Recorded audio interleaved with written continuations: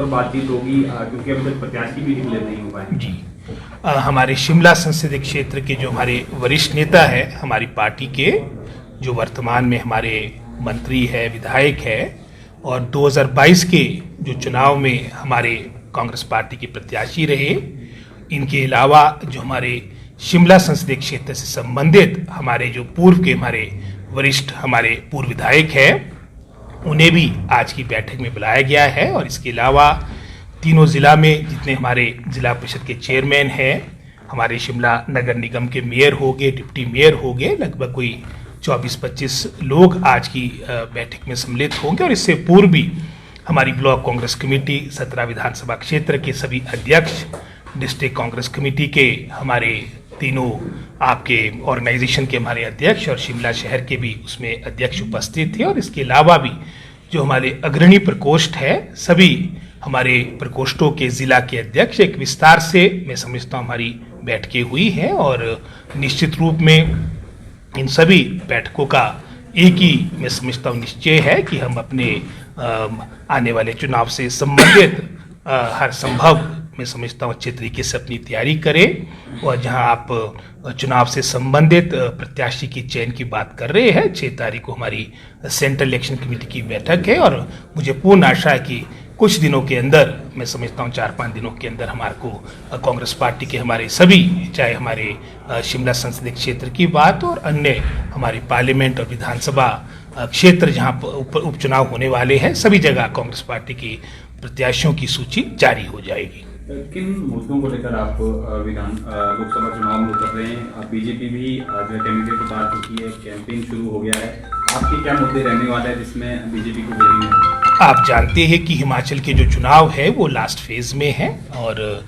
2 महीने काफ़ी लंबा समय होता है। और मात्र मैं समझता हूँ हफ्ते के अंदर ही हमारी प्रत्याशी से संबंधित चयन का जो प्रोसेस होगा वो घोषित हो जाएगा। और जहाँ तक मुद्दों से संबंधित आपने बातें कही है, प्रथम मुद्दा रहेगा 1 वर्ष में जो हमारे कांग्रेस सरकार के कार्यकाल के दौरान जो कार्य हुए हम जनता के समक्ष ले जाएंगे, चाहे वो कर्मचारी वर्ग से संबंधित हो। ओपीएस का निर्णय लागू करना हिमाचल प्रदेश में एक बहुत बड़ा निर्णय था, जहां बहुत मैं समझता हूँ सरकारों ने अपने हाथ खड़े किए हैं, लेकिन हिमाचल का एक उदाहरण है जो हमने वचनबद्धता, जो हमने घोषणा चुनाव के दौरान 2022 के दौरान की थी, उसको अमली जामा पहनाया गया। और विशेषकर उस पृष्ठभूमि में जब आपकी वित्तीय स्थिति हिमाचल प्रदेश की खराब थी, आप जानते ही है कि विरासत में भाजपा सरकार के कार्यकाल के अंत में जो हमें विरासत में लगभग कोई 76,000 करोड़ का ऋण मिला, लगभग कोई 10,500 करोड़ के आसपास की हमारी जो डीए एरियर्स की आपके हमारे रिटायर्ड पेंशनर्स को, हमारे कर्मचारियों को अदायगी लंबित पड़ी थी। और इसके अलावा प्राकृतिक आपदा के दौरान जिस तरह से हमारी सरकार ने, हमारे मुख्यमंत्री ने राहत कार्यों में मैं समझता हूँ अभूतपूर्व कार्य किया। अपने आप में हिमाचल प्रदेश ही नहीं, पूरे भारतवर्ष के इतिहास से कि रिलीफ पैकेज लगभग कोई 4,500 करोड़ का हमारे आपदाग्रस्त क्षेत्रों के लिए, हमारे आपदा प्रभावित लोगों के लिए मैं समझता हूँ हमारी सरकार ने लाया है। इन सब बातों को लेकर, इसके अलावा भी चाहे किसी भी विभाग की बात हो, उदाहरण के तौर पे हम पीडब्ल्यूडी विभाग की बात करेंगे, जहाँ पहले लगभग कोई 51 दिन लगते थे आपको सारा टेंडर को अवार्ड करने में, उसको कट शॉर्ट करके मात्र 20 से 21 दिन में आपके कार्य प्रारंभ होते हैं। 6,000 करोड़ की स्वीकृतियां हमारे को पीडब्ल्यूडी विभाग में मिली। चाहे हम शिक्षा विभाग की बात करें, शिक्षा विभाग में जो रिफॉर्म्स लाए गए हैं, अपने आप में मैं समझता हूँ इतिहास से कि हर क्षेत्र में मैं समझता हूँ कांग्रेस सरकार के कार्यकाल के दौरान जो मात्र 1 वर्ष के आसपास की हमारी अवधि हुई है, अगर आप फाइनेंशियल ईयर टू फाइनेंशियल बात करें, और अभी 4 वर्ष अभी आपके बाकी है। और इसके अलावा जो कार्यकाल, विशेषकर मैं शिमला संसदीय क्षेत्र की बात करूंगा, जो हमारे भाजपा के सांसद रहे हैं, उनका कार्यकाल निराशाजनक रहा है, पूर्ण रूप से निराशाजनक रहा है। और साथ ही साथ मैं समझता हूँ विकास के कार्य तो दूर की बात रही, उनके दर्शन भी दुर्लभ रहे हैं। कार्यकाल 5 वर्ष का रहा, मुझे लगता नहीं, क्योंकि 17 विधानसभा क्षेत्र है, वो वर्ष में भी तहसील या सब डिवीजनल हेडक्वार्टर में भी कभी आए होंगे। अब चुनाव का समय, अब तो उनका आना मैं समझता हूँ पॉलिटिकल रीजन से बनता ही है। लेकिन ये भी एक मुख्य मुद्दा है